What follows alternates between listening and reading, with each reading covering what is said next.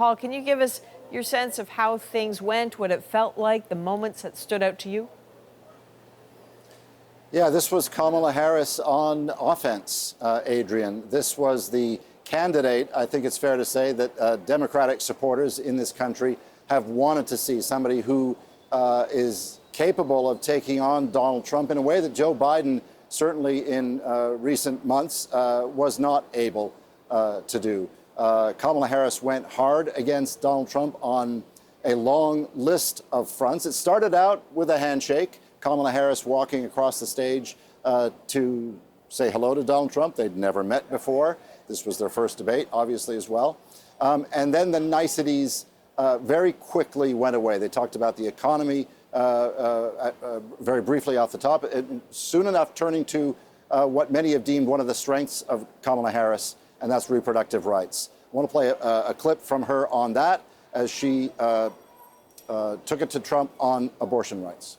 Donald Trump certainly should not be telling a woman what to do with her body. I have talked with women around our country. You want to talk about this is what people wanted? Pregnant women who want to carry a pregnancy to term, suffering from a miscarriage, being denied care in an emergency room because the healthcare providers are afraid they might go to jail, and she's bleeding out in a car in the parking lot. She didn't want that.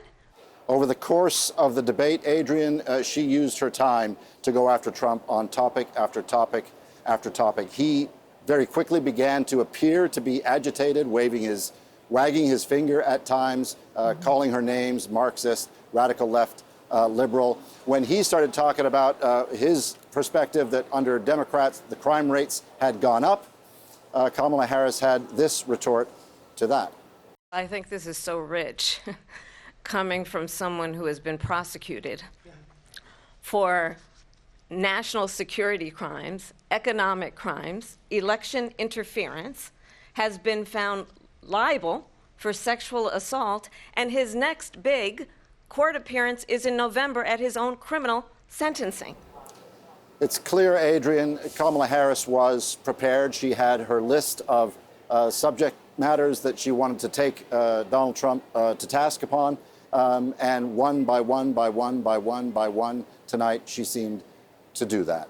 Donald Trump had his rejoinders at one point, raising the issue that many people thought had, or the moment rather, many people thought had changed this campaign when he was shot at that rally in Butler, Pennsylvania. Here's a clip of Trump talking about that in terms of referencing what he was saying is the weaponization of the Department of Justice against him by Democrats. Here it is. This is the one that weaponized, not me. She weaponized. I probably took a bullet to the head because of the things that they say about me. They talk about democracy. I'm a threat to democracy. They're the threat to democracy. You know, there's a long list of zingers, if you will, right, of good lines. They both landed a lot of lines. You know, like you probably, I've been reaching out to a bunch of people to say just casually how to go, and I'm not seeing in just anecdotally people talking to me or even people online saying a clear winner, because Americans look at this differently, right? Some are looking at it for policy, some are looking at it for feel. Where you are in Philadelphia, is there any feel about a clear winner? Keep in mind, Adrienne, that feelings are so baked in, right? We come to these debates thinking that everything will change. It'll take one zinger or one policy being described or one vibe expressed to change people's minds. That's, in this country at this time, the hard truth is that's a hard ask, right?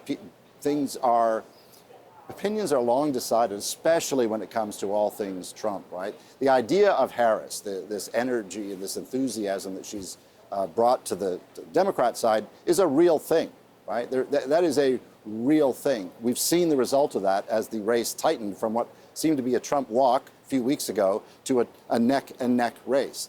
I'm going to say it one more time. It comes down to, the reason you don't hear from people, did this change any minds? It's because there aren't that many of them. Yeah. But they do exist. We will hear in the days ahead whether this reached any of them. It is on them that this race potentially will hinge in November. That's who Kamala Harris was talking to tonight. She wanted to remind them of what Donald Trump was like, the Donald Trump of 2016 to 2020, right up to January 6th, 2021. That was her intent tonight, to say, hey, remember that guy? Think about this when you head to the polls in November. All right, Paul Hunter, as always, thank you for your insight. Paul Hunter in Philadelphia tonight.